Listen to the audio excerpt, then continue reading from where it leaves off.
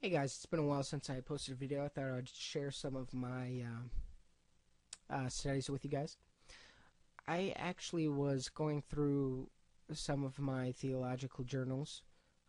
This one in particular is what I've got this article from, and I decided to post it on my forum because it was a very interesting article. You can read this article on forum.divinesoteriology.com under the section Soteriology. This article, the basically the name of it is The Relationship Between Faith and Assurance.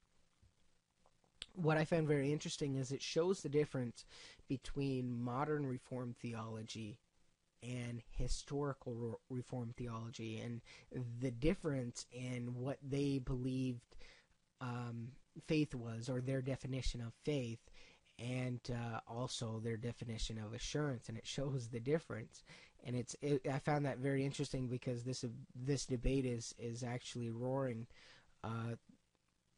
through debates on YouTube and other places currently in many Reformed circles.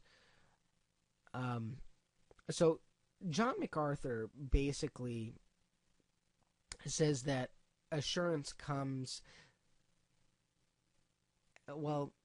is not the essence of faith, but that assurance comes from looking at the fruit in one's life. And of course, if you read the book of First John, you can see that all the way through. That's hard to argue with.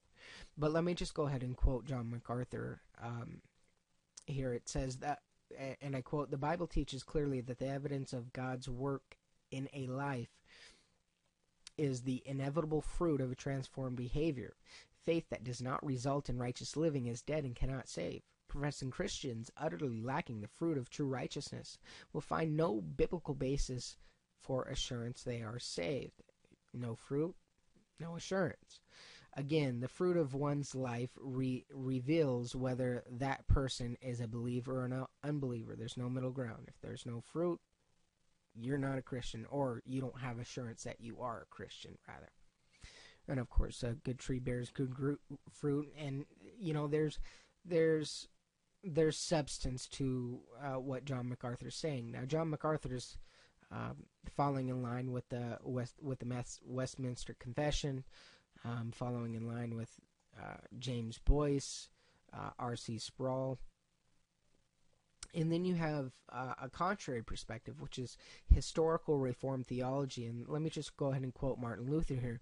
Martin Luther says, "The sort of faith that does not look at one's own works," and again, Martin Luther here is defining faith, "the sort of faith that does not look at one's own works," and of course this is contrary to what John MacArthur is saying, "nor at its own strength or worthiness, noting what sort of quality or new created or infused virtue it may be, but faith goes out of itself and clings to Christ and embraces him as its own possession, and faith is certain that it is loved by God for his sake." And Martin Luther falls in line with John Calvin, and John Calvin's view of assurance and faith is that assurance is, the essence of faith. Faith and assurance, they're both together.